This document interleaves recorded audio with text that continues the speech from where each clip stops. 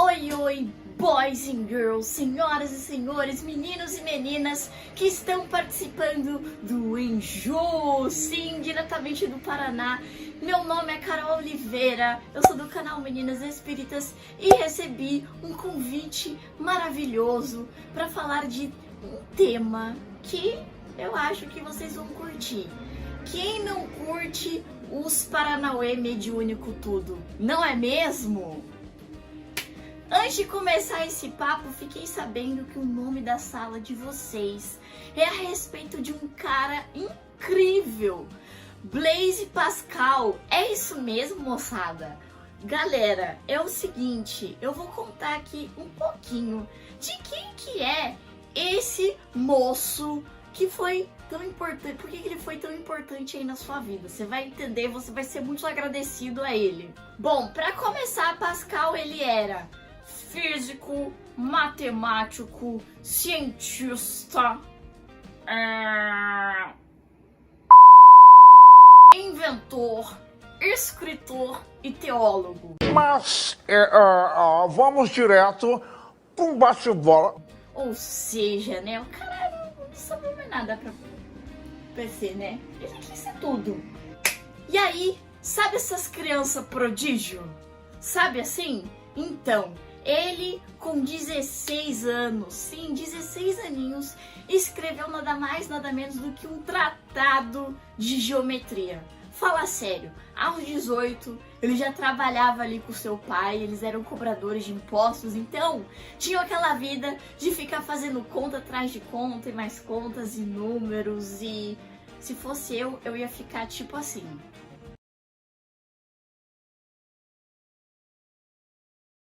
Bom, sou de humanas, né, meu povo? E aí, durante esse processo, ele falou assim, poxa, mas é chato, né, ter que ir calculando aqui todas essas coisas aqui, essas contas, milhares de contas aqui, poderia estar fazendo outras coisas, poderia estar, né, dando rolê por aí, mas não, vamos fazer contas. E aí ele começou a pensar num protótipo de uma máquina que faria cálculos de fórmula mecânica. Em outras palavras, meus jovens de todo o Brasil aí do Paraná, ele inventou a primeira calculadora. Então, ó, agradece a Pascal, tá? Quando tu estiver fazendo aquela prova, sabe aquela prova de matemática, aquela prova de física, que frita os nossos miolos inteiros, então agradece aí, agradece o tio que ele mandou benzaço. E essa foi a Pascaline. Tem mais um motivo que você vai agradecer ele também. Ele, né, antes ali de desencarnar e tal, ele montou o primeiro protótipo ali do que a gente conhece hoje como nada mais, nada menos do que Uber. Sim, senhoras e senhores, ele foi o inventor do primeiro modelo aí, protótipo de Uber, onde as carruagens, ele propunha um modelo onde as carruagens que iam fazer uma rota parecida ali, iam cobrar ali para as pessoas, para levarem as pessoas aos seus destinos, ou pode ser o famoso busão também. Mais adiante, ele buscou ali, né, ele era um cara muito ligado a Deus, né, ele era um cara muito religioso, então a partir de um momento da sua vida, ele começa a focar muito na filosofia ali, né, de levar a galera a refletir uma vida com Deus. Então, senhoras e senhores, este jovem foi um jovem incrível, fala sério. Mas tô aqui nesse vídeo para falar de outros jovens incríveis também. Jovens que iniciaram todo esse rolê que nós estamos vendo aqui, meu povo, minha pova, que é o tal do espiritismo. Porque pra gente começar a ter, né, todas essas obras maneiras, bacanudas, legais, o que aconteceu? A gente teve que desenvolver aí o nosso processo de comunicação entre os dois mundos. E toda essa história começou de uma maneira mais famosa aqui, ó, com essas garotas aqui, as irmãs Fox. Vocês já ouviram falar delas? As irmãs Fox moravam em Hydesville, né? Ali nos Estados Unidos. E elas se mudaram para uma casa, né? A família ali se mudou e tal. E aí pensa o seguinte, tu tá aí na sua casa tranquilinho e do nada, pá!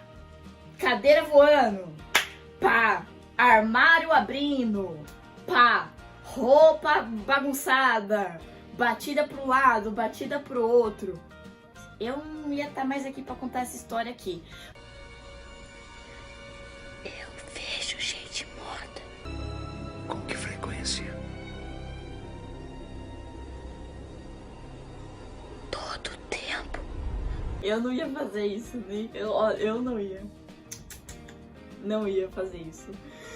Elas criaram um que a gente chama de primeiro método de comunicação, né? Que é a tipologia, através de batidas. Então, vai, uma batida para sim, duas batidas para não. Fiz tudo errado aqui. Enfim, vocês entenderam.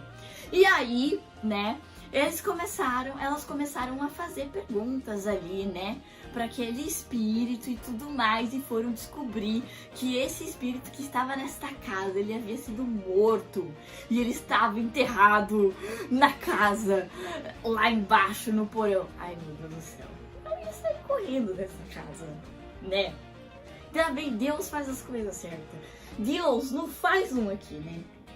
Tipo, se tiver aqui também, vocês não se manifestem, espíritos, por favor. Felipe, tô saindo. Tchau.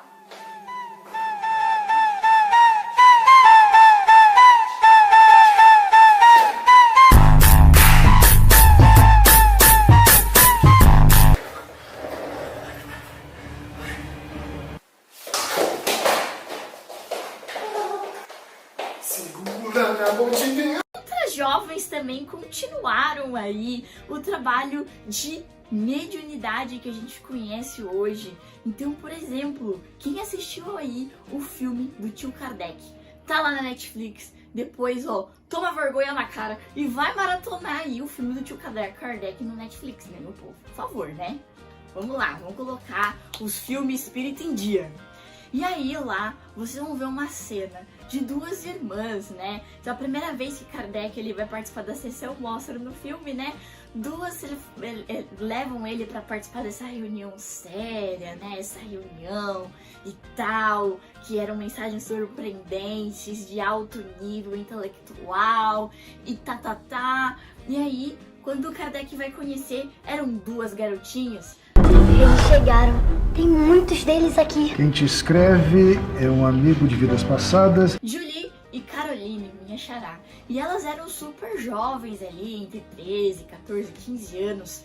E elas traziam, as galeras lá da época ficavam assim, abismadas, porque elas traziam mensagens aí, conteúdos ali, sabe, muito complexos para a idade delas. Então era algo que chamava bastante atenção. Mais adiante, no filme do tio Kardec ainda, vocês vão conhecer outra jovem espetacular. Sim, é ela, Hermance Dufault. Hermance Dufault, desde criança, ali, desde pequena, a partir dos 12 anos ali, começou a fazer as suas primeiras psicografias, né? E aí a família dela era uma família de muita posse e tal. Os caras levavam ela no médico, né? E a galera queria internar ela, porque achava que ela não batia muito bem da cabeça, não é mesmo? E aí, né, ela chegou a publicar, meu povo, um livro, né, da história de Joana d'Arc, que a própria Joana d'Arc citou pra ela, e ela foi lá. Gente, vocês têm noção, né? E aí ela teve outras publicações também que até foram proibidas na época, foi um bafafá, foi um trilili, então, ó, foi uma coisa. Mas, no final das contas, ela acabou também ajudando Kardec aí a trazer as mensagens da codificação que nós temos hoje. E tem livros lindos aí espalhados que vocês podem dar um Google aí depois na internet. Aí vai dar um Google lá e ver no seu tempo, querido. Então, Carol, tu tá me dizendo que o espiritismo, na verdade, começou com um movimento jovem?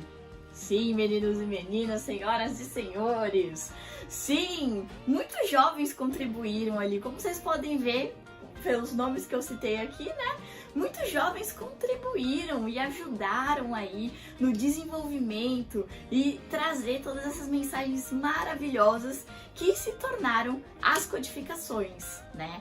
Então, Carol, você vai dizer assim, então a mediunidade passou a existir aí. Veja bem, né? A gente parte do pressuposto que pra gente ter as comunicações existem espíritos, né? Existe o plano espiritual, existe um mundo invisível que a gente não consegue enxergar com esses olhos. Mas, meninos e meninas, né? A gente tem que parar pra pensar que, na verdade, esses fenômenos mediúnicos, né? E essas comunicações, esses intercâmbios e tudo mais sempre existiram. Porque, afinal de contas, desde que mundo é mundo, os espíritos existem, os espíritos estão aí. Desde que dos primeiros homens que pisaram e mulheres que pisaram aqui na Terra, nós temos espíritos, certo? Então, os espíritos sempre estiveram aí. E uma prova aí da primeira comunicação, tio Chico Xavier, né, e Emmanuel falaram assim, uma prova aí da primeira comunicação aí do mundo espiritual com o nosso, foi os próprios 10 mandamentos aí vindos por Moisés, né, que teve um trabalho a mais, não tinha caneta Bic, não tinha iPad, não tinha celular para anotar, foi na pedra mesmo, entendeu? Foi ali, ó, na raça, tá ali na pedra ali, entendeu? Mediunidade raiz aqui. E aí, né, conforme o tempo, chegou aí o espiritismo, e na verdade o espiritismo, ele simplesmente codificou todo esse mundo que já existia.